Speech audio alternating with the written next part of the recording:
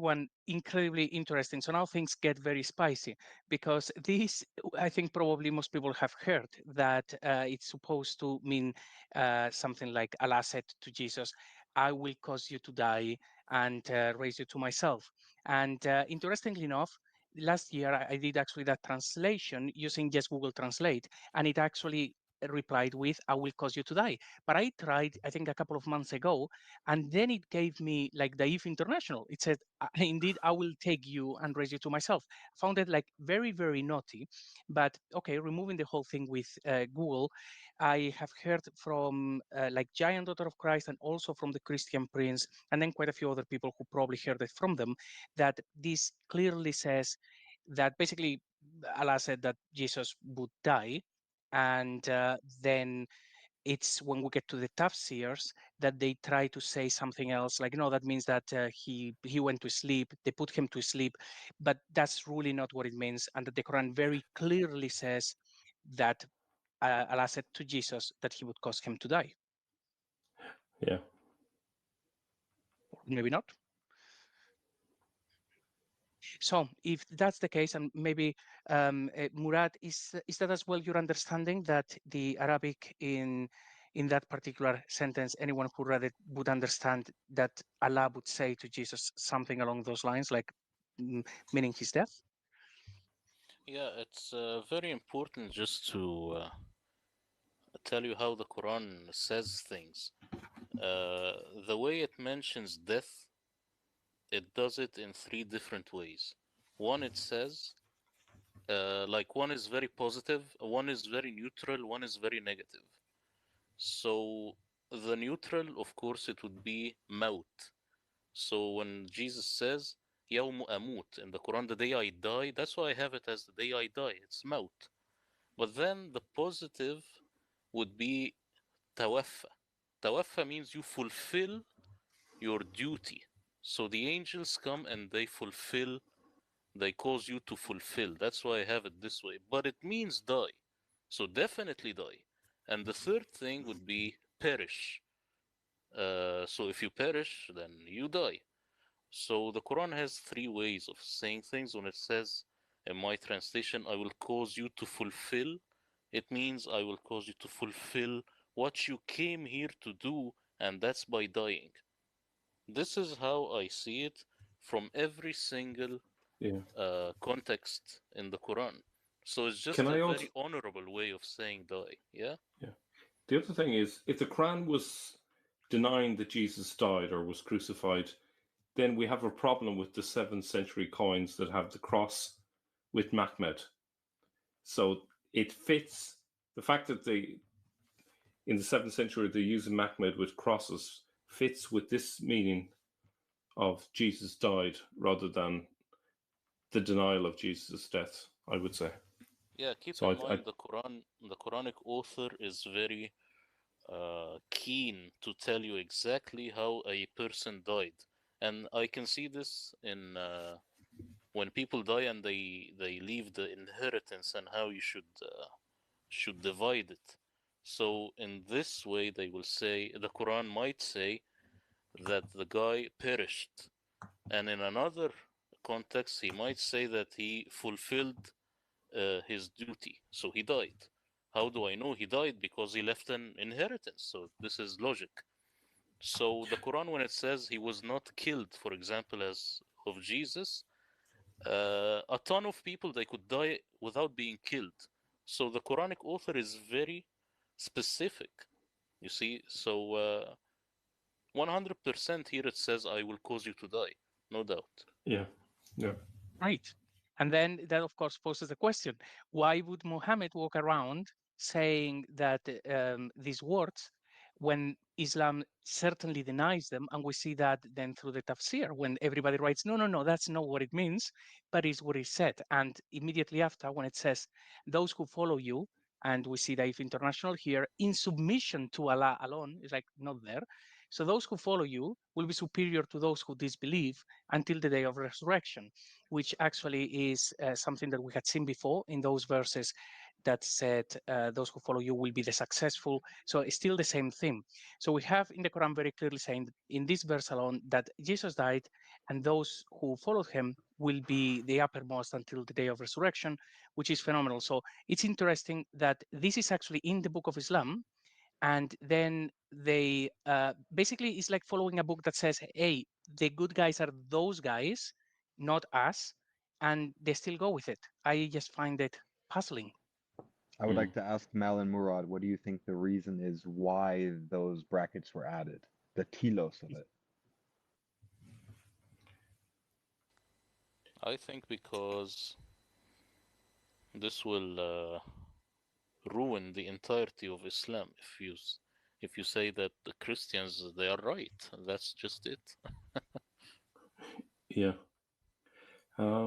Well, it's more than that, right? Because the text says those who follow you, right, referring to Jesus.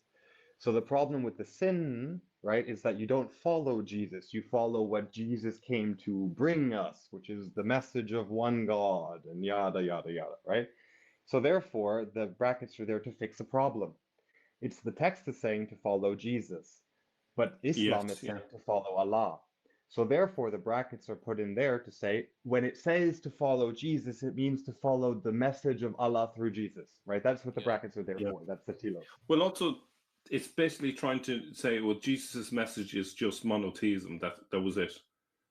And we teach monotheism, so you don't really need Christianity. We've got it all here, you know. Right, but it's specifically the fact that the text is witnessing that the audience should follow Jesus. But the imams are witnessing that you should not follow Jesus, but only follow Allah. So therefore, they put in brackets, in submission to Allah alone, and then they fix the problem. Yeah. Now, this phrase, in submission to Allah alone, that is not in the Arabic, I presume. This is a translation. Yeah, it's just adding it in there. That's the brackets. That brackets means that there's nothing actually in the text to suggest that those words should be there. Yeah. So it's... Yep.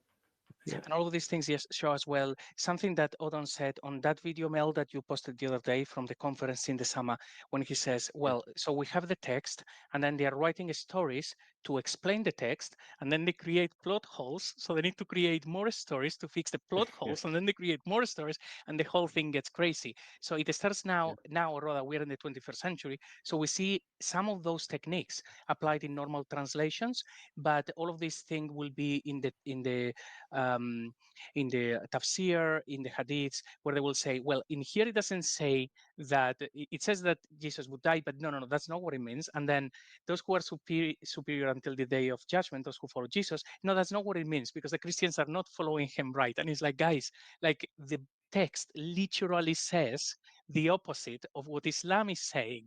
It's incredible. Yeah. And I think the problem is the hadiths and the tafsir, etc., have brought the message so far away from the original source, the Quran, that they now have to add these ridiculous additions to try and make it even remotely like the later tradition. Because if you took out all these, you really struggle to know what is the Quran on about unless you understand what we understand currently here. Yep, indeed. And I think we have probably another verse that says something similar, or maybe, but let's see, what have we got here? Oh, was this? Oh, yeah. And so from the previous verses, if we see what is happening there is, well, it is talking about Jesus. So, but when Jesus felt disbelief from them, he said, who are my supporters for Allah? Okay. The disciples said, we are supporters for Allah. We have believed in Allah and testify that we are Muslims. Okay. Then our Lord, we have believed in what you revealed, and we and have followed the messenger Jesus. So register us among the witnesses. So this is telling a story, and I think because of the verse that we're going to see next, I'm going to put forward that this is a part of the story of Jesus pre-crucifixion, and then we're going to see one of Jesus post-crucifixion. So this is when he's perhaps there during the Last Supper, and he's saying, well, things are going to happen. and there is a level of disbelief. Perhaps is when Peter says, I will die for you, and says, you are going to deny me 3 times, and things like that. And, you know, they all just go and say, no, no, no, no, no, we will not do that. An interesting thing is that the verse actually say, register us among the witnesses, if that's actually there in the Arabic, which witnessing implies that they have seen something. So if they have seen something, what is it that they have actually witnessed? So that's first thing. It would imply that they have been there, they have seen miracles, and so on. And then, because of all of those things, they submit. They are the submitters. They are the Muslims. Now, that sounds a lot when we read them like this, that the meaning of Muslims or submitters is talking about the apostles accepting that God took on flesh, and that's actually what they witnessed. Even though, of course, now when we are in the 21st century, it's like, okay, what does it mean to be a Muslim? And is to be a Muslim means to submit to Allah. That's it, and to, of course, follow Muhammad. But it's kind of like weird. And the fact that then in the next verse it says, I will cause you to die, that's why I have the feeling that maybe this was like additional commentary or something like that during the Last Supper or something along those lines. Any thoughts? Yeah, it seems very plausible, I would say. I have nothing to add, really. Yeah, the idea that the witness suggests observing something, that's a compelling case. Yeah. Well, and it is actually the Hawariyun, so certainly it wouldn't be in the time of Muhammad. This is all about Jesus, but still, the word Muslim in there is interesting. And now this, so we got this comment just a few days ago, last week, I think it was, when one of our followers says, don't forget that Surah 5, 116, he meant 117, Jesus is talking to Allah and he says, you caused me to die. And I was not aware of this because I've never heard anyone using this argument. And that's the word highlighted in there. And it is translated by Daif International as Jesus then speaking with Allah and saying, when you took me up, then you were the overseer over them. Now, we've simply actually looked at this word in the Corpus Quran website. And when this form is actually used as a verb, it looks like it means to pass away or to die. And we see that generally that's actually the case, except in 2 cases. We zeroed in on one of them, and it's actually just talking about death apparently, because it says it comes to them death. Okay, so the only one that actually sticks out according to this is the one to do with Jesus speaking with Allah, that they translated as you raised me, when in all of the other meanings it seems to be implied that, well, it is about death. So, but this is an argument that we have never done, but saying as we are blessed with Murad's company today, I would actually ask the question if that's actually what it means, if it is actually about death as well, and we have that other verse to add to the list of things that Muhammad would never say. Yes, JC, 100% it's about death, and you see the one on the right, it says يَتَوَفَّاهُنَّ الْمَوْتِ, meaning death will fulfill them. So sometimes the Quran says you will fulfill, it means you will die. So it's not that difficult. Just Muslims, they make it that difficult because they hide behind this curtain that the Quran actually uses 3 synonyms for die. You see? Murad, that's very Right. interesting to link death to fulfillment. Obviously, it makes sense with what you're putting forward, even on, like, let's say, like a standard level of fulfilling your duty in life.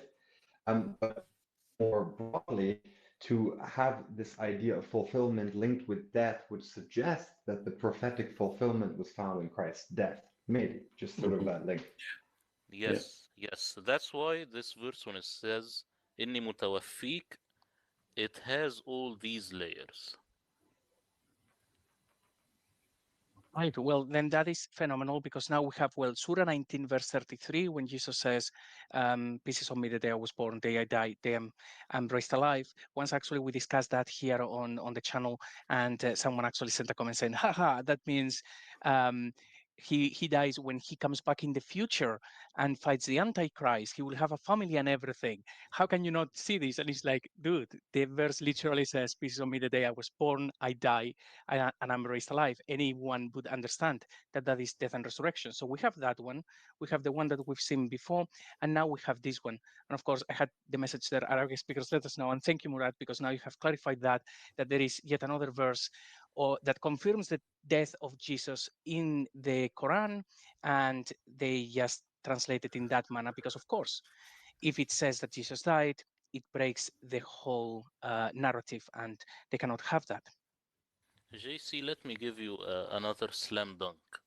There is a verse in the Quran which says, "Tawaffayna Muslimin." It's always translated as "cause us to die as Muslims."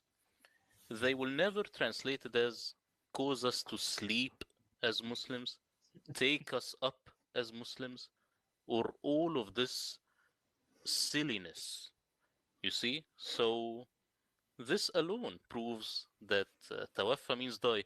And in Arabic today, let's say I told you that, let's say, Charlie Kirk tawaffa. You will say, "Oh my God, where is the funeral?" You will never say, "Did he sleep? Did he raise up?" You will never say Take a such lift. silliness. Yeah. So this is another weapon that you should use. Yeah. Wow. Well, I've made a note. Thank you very much, Murad. I think Cash and I were going to zero in on those because we want to actually improve all of these arguments and the best cases that we can actually show like next to one another. I think it will be very clear for people. But this is great. So now we're having like all of these verses that really not only Muhammad wouldn't have said, is that Islam would not accept, and they don't. Hence why they have to actually try to fix the book. But we're blessed by having now people in the 21st century who actually speak Arabic and can really look at these things, because in the past that was probably an impossible commodity to have. So we live at the right time to actually get to the bottom of this huge mystery. If any Murad, Muslim, JC, yeah, yes, Cash, I will hear your question, but I don't want to miss this point. If any go on, Muslim go on. tells you, Yeah. if any Muslim tells you Jesus didn't die, tawaffa means he took him up, tell him then the Quran never said that tawaffayna Muslimin means we should die, we will be caused to die as Muslims. You can't have it both ways. You see? Right. Yeah, I yeah, love Yes, it. yeah. Cash. And also on the question of die as Muslims, this Muslim word, my intuition is that it refers to being perfected, to be completed, to be whole. That is the sense in the Aramaic. And the reason why is I suspect because of New Testament theology that in Hebrews 10:14, if I recall correctly, that through one man's perfect sacrifice we are all made perfect. And in line with that idea, to refer to some person as being Muslim, right? To be shalom, shalom means to be at peace, to be whole, right? So therefore, shalom, right? This root with the M prefix would be the person who is that. So the person who is at peace, who is whole, who is perfected. And that's my intuition then that the usage of the term in the text is referring to that reality of being made perfect through the blood of Christ. Well, Mhm. your intuition is 100% right, and if I make a Aramaic translation, then this would be the word. But let me give you a smoking gun from the Muslim translators. When they talk about the cow, it says لا شيء فيها, meaning in Arabic there is no blemish in it. Muslima. So the cow is a Muslim. Here, all English translators, they will have it as wholesome. Look it up Wow. and add it to your arsenal. Oh, that's so good. Yeah. So it's not just the monkeys that are Muslim throwing stones at the adulterous she monkeys, but we also have cow Muslims now. All right. Exactly. So at this point, they will never say, oh, of course, in my translation, I have it as submissive because I am faithful to the Arabic, which is fake. We know that it is fake, but Right. because mine is what's the word? It's consistent. But So the what? word for, yeah, mill, Yeah, just so I'm curious, what would it mean in the Aramaic then? it will mean wholesome or peaceful or making peace. and sometimes even meaning hand over, so give something. Yeah. But it Okay. never means submit. I checked this. So when it says, when it's talking about Muslims being the Hawariyun, it's peacemakers, wholesome. This is in all the Semitic languages. So It's just Muslims even just put. themselves, they shoot themselves in the foot when they translate Muslima with the cow as wholesome. Because that is the most authentic, let's say, transmission from the Aramaic word, which is to mean to be made whole, to be complete, to be perfected, right? So to be wholesome is the closest that I can glean to the true sense. Exactly, and this is what is right in every single context, but when we assume that the Quran is originally Aramaic, then we can translate it this way. Great. We have a question here from our friend Asif. So that yatawafu fahunna, is tawaf the main word with the root of TWF? Is Quran tawaf linked to Islamic tawaf word? No. Big mistake. This mistake stems from people not knowing that there is the Arabic ta and te. So in English, they would both be t.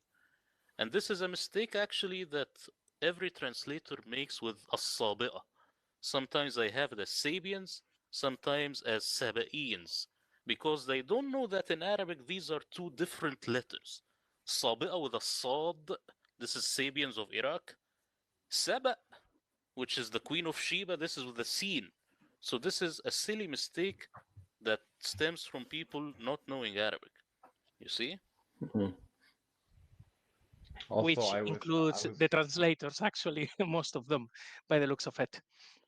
I was going to ask Murad this because I noticed in some of the Syriac church fathers they were speaking of a vulgar Syriac being spoken in their midst, and one of the main examples of this corruption that I think it was Jacob of Serug was noticing was that the teth, the emphatic T, was being confused with the tau in the vulgar usage of the language, and this was seen as a corruption because it obviously is, right? Causes confusion and so forth. And to that point, I was wondering the word for the QTL root, which is said to mean kill in the Quranic Arabic. This is written with the tau and not with the teth. And the root for kill in the Aramaic and Syriac is with the teth. So, what do you think about that, Murad?